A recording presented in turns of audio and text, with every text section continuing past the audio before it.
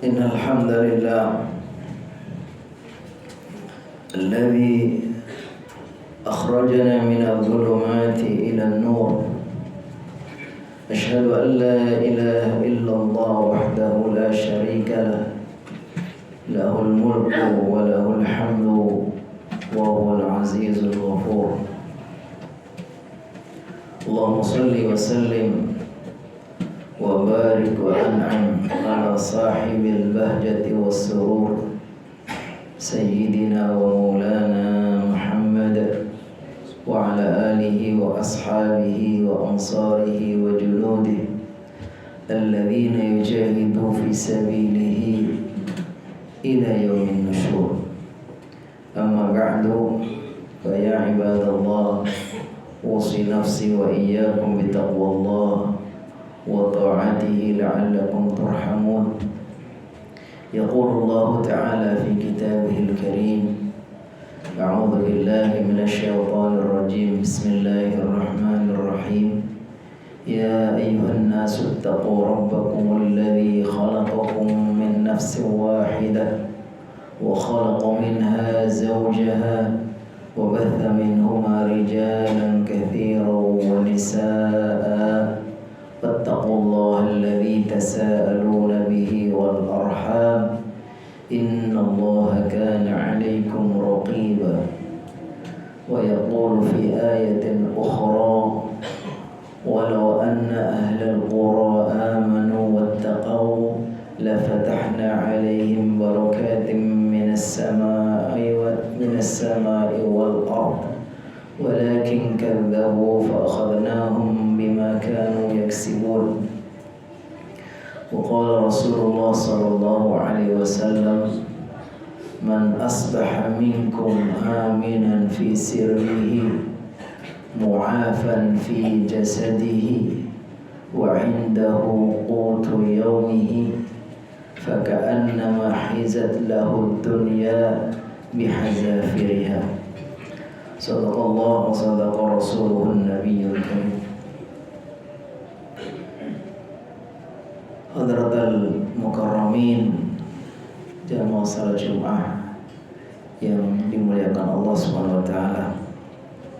Marilah sama-sama kita memanjatkan pujian dan syukur kehadirat Allah Subhanahu wa taala yang karena limpahan rahmat, taufik dan hidayahnya kembali pada siang yang penuh berkah, siang di mana kita bersama-sama bertaqarrub kepada Allah menunaikan ibadah Jumat.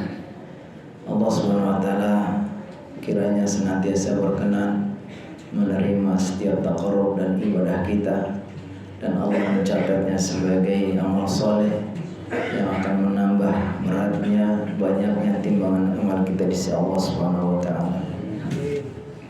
Marilah pada kesempatan yang penuh berkah ini di awal khutbah, khatib mengajak kita untuk bersama-sama meningkatkan keimanan dan ketakwaan kita kepada Allah Subhanahu wa taala agar kita semua mendapatkan kemuliaan yang hakiki. Kemuliaan dari sisi Allah itu diukur dari tingkat keimanan dan ketakwaannya. Oleh karena itu, marilah kita berusaha untuk bersungguh-sungguh selalu memperdalam, memperkuat keimanan dan ketakwaan kita kepada Allah Subhanahu wa taala agar kita semua menjadi hamba-hamba yang benar-benar mulia di sisi Allah dan juga mulia di mata sesama manusia. Kaum muslimin jamaah salat Jumat yang dirahmati Allah, salah satu karunia yang agung, karunia yang sangat besar yang Allah berikan kepada kita, khususnya bangsa Indonesia, adalah Allah karuniakan kemerdekaan. Nikmat kemerdekaan ini sesungguhnya nikmat yang sangat besar, yang dengannya kita meraih kenikmatan-kenikmatan yang lain. Nikmat bisa hidup tenang yang merupakan satu karunia yang setiap orang mencari, ketenangan, ketentraman. Nikmat kita bisa hidup teratur tanpa tekanan dan perlakuan tidak adil dari para penjajah. nikmat kita bisa mencari nafkah hidup dalam kelayakan secara jasmani, rohani kita sehat. Inilah yang digambarkan oleh Rasulullah SAW. Orang yang ketika hidupnya itu mendapatkan ketenangan, jiwanya sehat, kemudian ada kecukupan untuk hari itu, dianggap sudah mendapatkan dunia dan seisinya. Dalam sebuah hadis kata Rasulullah SAW, "Man asbaha aminan fi sirbi." Siapa yang di pagi hari hatinya merasa aman, mu'afan fi jasadihi, badannya sehat, wa indahu qutu yaumi, dan pada hari itu sudah punya persediaan untuk kecukupan hari itu, maka Rasulullah SAW, "Faka'annama khizat dunya bihazafiriha." Sungguh orang itu seolah-olah sudah dikasih dunia dan seisinya. Karena memang dunia ini hanya 3 hari. Kita di dunia hanya 3 hari. Hari kemarin yang kita sudah lalui dan gak akan terulang lagi. Hari ini yang kita rasakan yang sebentar lagi juga akan berlalu. Dan hari esok yang kita tidak pernah tahu bagaimana keadaan besok. Jadi ketika orang itu Allah kasih ketenangan, badannya sehat, hari itu sudah ada untuk keperluan makan, itu sudah Allah kasih dunia. Karena memang dunia itu hanya 3 hari. Dan itu semua akan kita raih manakala kita mendapatkan kemerdekaan. Kita nggak akan bisa hidup tenang. Kita tidak akan bisa bagaimana mempunyai keperluan yang ada, dan kita tidak akan bisa merawat diri kita kalau kita nggak ada merdeka. Makanya sebetulnya karunia kemerdekaan itu adalah karunia yang sangat besar. Karena dengan diberikan kemerdekaan itulah kita akan mendapatkan dunia dan seisinya. Dan karunia kemerdekaan inilah karunia yang tidak diberikan kepada semua orang, terutama mungkin kakek moyang kita. Berabad-abad mereka dijajah oleh berbagai macam bangsa. Kita ini yang menikmati hasil perjuangan mereka. Karena kita terlahir, atau mungkin sebagian ada yang mungkin masih kecil, tapi secara umum adalah kita hidup sesudah merdeka, sehingga kita tidak merasakan bagaimana nikmatnya merdeka karena kita tidak bisa membandingkan. Kalau kata Ibnu Qayyim, seseorang itu akan bisa menilai hakikat sesuatu kalau dia itu tahu kebalikannya. Orang itu akan merasa bahwa kehidupan sehat ini mahal, nikmat itu karena dia bagaimana pernah merasakan pedihnya sakit. Ya kan? Seseorang itu merasa bahwa uang demi uang, rezeki demi rezeki itu merasa begitu berarti karena dia pernah mengalami masa-masa yang sangat susah. Tapi kalau dia mulai kecil memang sudah terlahir dalam kehidupan yang mewah, mungkin nggak merasakan uang atau nikmat-nikmat itu nggak biasa-biasa saja. Mungkin termasuk kita bangsa Indonesia, kenapa kadang-kadang itu kita merasa bahwa kemerdekaan itu nikmat yang biasa-biasa saja? Karena kita tidak pernah merasakan bagaimana pedihnya dijajah. Coba kita tanya kepada saudara-saudara kita yang sampai sekarang belum merdeka, bangsa Palestina, khususnya yang ada di Gaza yang sampai sekarang di blokade itu. Baru-baru ini kita ada banyak tamu dari Gaza ya, dari ulama-ulama Gaza yang menceritakan bagaimana penderitaannya. Padahal Palestina ini termasuk ketika dulu nenek moyang kita, bangsa kita memproklamirkan diri sebagai bangsa yang merdeka, mereka sudah mengakui kemerdekaan. Mereka termasuk negara yang merespon cepat untuk kemerdekaan, mengakui kemerdekaan Indonesia. Tetapi sampai sekarang, setelah kita 78 tahun, ternyata mereka sampai sekarang belum merdeka. Kenapa? Karena ada beberapa negara yang sudah mengakui kemerdekaan Palestina. Disebutkan ada sampai 80 negara lebih mengakui Palestina sebagai negara yang merdeka. Tapi masih banyak, ada 20 lebih negara-negara besar yang tidak mengakui. Dan musibahnya itu negara-negara besar yang tidak mengakui ini ya negara-negara yang berpengaruh. Amerika, kemudian Inggris, mungkin beberapa negara yang sangat kuat pengaruhnya. Jadi kita bayangkan di negara yang seperti sekarang ini, di zaman yang sudah begitu terbuka, ternyata ada saudara-saudara kita yang belum merdeka. Itu menunjukkan bahwa kemerdekaan itu bukan sekedar usaha kepintaran para pejuang, kepintaran bangsa kita, bukan. Itu karena Allah. Jadi kalau Allah belum kasih, ya walaupun hebat, coba kita bayangkan di zaman yang sudah seperti sekarang ini pun masih ada negara yang belum merdeka. Kenapa? Karena belum alokasi. Allah yang Maha tahu apa hikmahnya.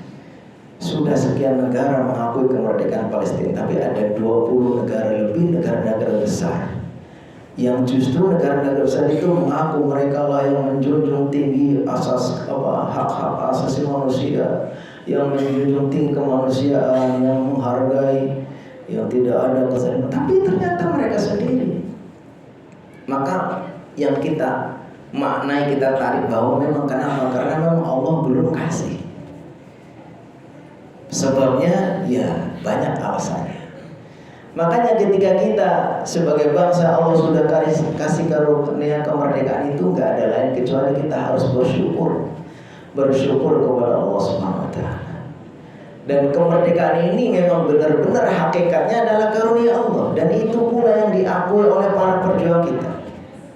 Para pendiri bangsa itu tidak ragu-ragu setelah mereka berusaha sekian lama, 350 tahun mereka terus bergolak mencari kemerdekaan, tapi pada akhirnya ya kalau belum alokasi belum merdeka. Begitu mereka dinyatakan merdeka dan diakui berhasil, maka mereka tidak ada lain kecuali mengakui bahwa karunia Allah. Makanya dalam undang-undang muqaddimahnya itu, Undang-Undang Dasar 45, maka dikatakan atas berkat rahmat Allah dan didorongkan oleh keinginan luhur supaya berkehidupan berkebangsaan bebas, maka rakyat Indonesia dengan ini menyatakan kemerdekaannya. Itu dalam pembukaan undang-undang. Artinya apa? Artinya kita ini dididik sama mereka supaya kita ini menjadi bangsa yang pandai bersyukur. Karena Allah lah hakikatnya memberikan kemerdekaan. Lalu bagaimana kita mensyukuri kemerdekaan ini? Bagaimana mensyukuri? Konsep bersyukur itu, syukur itu artinya memanfaatkan, menggunakan karunia itu sesuai dengan apa yang diridhoi dan diinginkan oleh yang memberi. Sama dengan kalau kita ngasih sesuatu, kita punya maksud ngasih sesuatu itu untuk supaya dimanfaatkan sebaik-baiknya. Begitu kita lihat apa yang kita berikan kepada seseorang lalu digunakan dengan sebaik-baiknya, kita merasa senang. Kita senang. Kalau perlu kita balik, tambah lagi. Makanya kata Allah, la in syakartum la azidannakum. Kalau kalian bersyukur saya tambahkan. Wala in kafartum, tapi kalau nggak bisa bersyukur, dia kufur, dikasih sesuatu bukannya digunakan dengan baik-baik tapi malah disia-siakan. Sama. Allah kasih bangsa Indonesia ini kemerdekaan. Supaya apa? Supaya dengan merdeka ini kita semakin dekat kepada Allah. Negeri ini dijaga dengan sebaik-baiknya. Potensi alam yang luar biasa dirawat dengan baik, digunakan untuk kemaslahatan seluas-luasnya, ya kan? Dengan kita dikasih negeri ini, kita semakin perhatikan nih aturan-aturan Allah. Karena nggak ada aturan kecuali memang itu untuk kebaikan. Nggak ada kebaikan kecuali sudah Allah perintahkan. Nggak ada keburukan kecuali sudah Allah larang. Jadi prinsipnya ketika kita menggunakan kemerdekaan ini, negara ini adalah untuk apa? Untuk hal-hal yang kebaik, itu bagian dari syukur kita kepada Allah Subhanahu Wa Taala. Jadi sudah seharusnya kita bersungguh-sungguh untuk mengupayakan bagaimana dikasih nikmat kemerdekaan ini kita jangan sampai lalai. Apalagi sampai malah kemudian menghilangkan nilai-nilai agama, menghilangkan nikmat agama. Kalau kita perhatikan mengarah ya bahwa upaya-upaya untuk menanamkan bangsa menjadi bangsa sekuler itu kan terasa sekali. Sekuler apa sih? Sekuler itu adalah konsep memisahkan agama dari kehidupan. Padahal kalau kita lihat konsep bernegara kita ini mulai dari undang-undangnya, dasar negaranya itu nggak ada mengajarkan sekularisme. Bahkan Pancasila pun sila pertamanya ketuhanan yang Maha Esa. Pembukaan Undang-Undang Dasar 45 itu sebutkan atas berkat rahmat Allah. Itu artinya apa? Kita di dalam bernegara itu nggak boleh sekuler. Justru apa saja dalam mempraktekkan kehidupan ini harus didasarkan kepada ketuhanan, kepada agama. Bukan ada pemisahan. Kalau yang di agama lain mungkin ya, yang hanya fokus bahwa namanya agama itu hanya ranah ibadah, ritual saja. Tapi kalau dalam Islam, semua aspek kehidupan itu harus dijiwai dan didasarkan kepada agama Allah Subhanahu wa taala. Jadi ini bentuk dari syukur kita kepada Allah Subhanahu wa taala. Disebutkan dalam hadis bahwa man lam yashkurin nas lam yashkurillah. Orang yang tidak bisa berterima kasih kepada sesama nggak akan bisa berterima kasih, nggak bisa bersyukur kepada Allah. Bahwa benar bahwa itu memang karunia Allah, tapi ini merdeka ini kan bukan gratis. Ini perlu pengorbanan panjang, sudah mengorbankan jiwa, raga, darah sekian banyak kakek moyang kita. Maka tidak ada lain kalau kita ingin menjadi hamba yang bersyukur, maka kita harus berterima kasih juga kepada para pejuang, para pahlawan. Jangan sampai kita melupakan para pendiri bangsa, para pelaku sejarah, para pejuang. Ya setidaknya kita selalu ketika momen-momen tertentu kita doakan. Momen-momen seperti sekarang di bulan Agustus kita banyak mendoakan mereka. Kita lanjutkan cita-cita luhur mereka.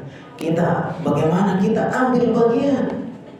Orang Islam ini jangan sampai seperti yang diinginkan dibodoh-bodohi oleh mereka orang-orang Muslim. Sudahlah kalau urusan agama itu kan sudah ada yang atur. Toh kita umat Islam tinggal ikut saja. Yang penting kita ngaji, kita sholat gitu. Bukan. Kita apa yang bisa kita ambil bagian di dalamnya kita ambil. Karena kalau kita nggak mau ikut cawe-cawe, benar itu nanti bisa-bisa negara ini yang akan diambil dikelatuk oleh mereka yang mungkin justru tidak suka kepada umat Islam. Makanya apa yang bisa kita lakukan, apa yang bisa kita andilkan, kita ambil bagian. Kalau kita tahu negara kita ini diatur, ada perwakilan, ada pemimpin-pemimpin yang menentukan kebijakan, kita bisa ambil bagian yang mana? Setidaknya kita kalau disuruh mencari wakil, cari wakil-wakil yang kira-kira akan membawa negara ini bagus. Kalau kita disuruh kesempatan nanti memilih pemimpin, pastikan kita cari pemimpin yang kira-kira membawa kemaslahatan untuk negara ini. Karena kita juga amanah dari Allah. Nggak boleh kita seperti yang diinginkan mereka. Udahlah umat Islam nggak usah ikut-ikut. Memang kalau kita kampanye ya nggak boleh. Tapi kalau kita berpolitik dalam artian kita bagaimana memikirkan untuk kemaslahatan bangsa kita ini sebagai seorang Muslim, maka kita harus ikut bertanggung jawab di dalamnya. Mudah-mudahan apa yang kita lakukan, apa yang saya sampaikan dalam khutbah ini mengingatkan kita semua, khususnya marilah kita menjadi bangsa yang pandai bersyukur, khususnya mensyukuri nikmat kemerdekaan yang itu sebetulnya dari Allah Subhanahu wa taala, dan kita menjadi bangsa yang pandai berterima kasih ya atas jasa para pejuang kita ya. Maka kita harus melanjutkan apa yang menjadi cita-cita dan mimpi para pejuang kita. Maka kita dianggap menjadi hamba atau bangsa yang pandai bersyukur kepada Allah Subhanahu wa taala. Barakallahu li wa lakum fil Qur'anil 'azim wa nafa'ani wa iyyakum bima fihi minal ayati wa dzikril hakim. Taqabbala minna wa minkum tilawatahu innahu was-sami'ul